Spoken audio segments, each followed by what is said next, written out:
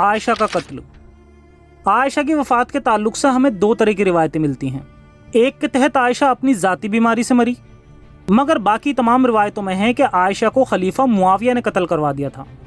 क्योंकि मुआविया अपने जीते जी अपने बेटे को अपना जानशीन बनाना चाहता था और लोगों से इस बात के लिए भी बैत लेना चाहता था कि उसके बाद अगला खलीफा यजीद बन जाए।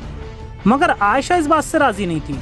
क्योंकि आयशा के भाई मोहम्मद बिन अबू बकर को मुआविया और उसके साथियों ने मिलकर बहुत बेरहमी से कत्ल कर दिया था,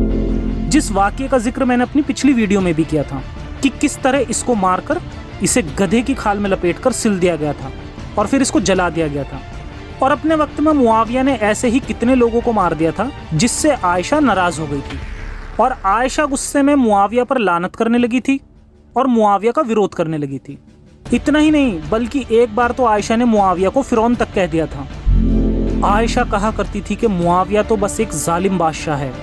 बिल्कुल वैसे ही जैसे अल्लाह ने फिरौन को मिस्र का बादशाह बनाया था।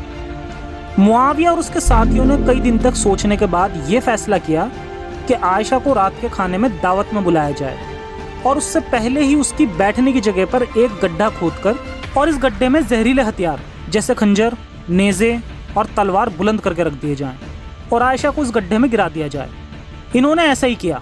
और उस गड्ढे के ऊपर एक कालीन बिछा दी और उसके ऊपर एक कुर्सी रख दी। दावत के वक्त जैसे ही आयशा इस पर बैठी तो वो गड्ढे में धंस गई और इन लोगों ने उस गड्ढे को भर दिया और इस तरह नबी की प्यारी बीवी आयशा की मौत 58 हिजरी 678 ईस्वी को हो जाती है। तो इस तरह मुआविया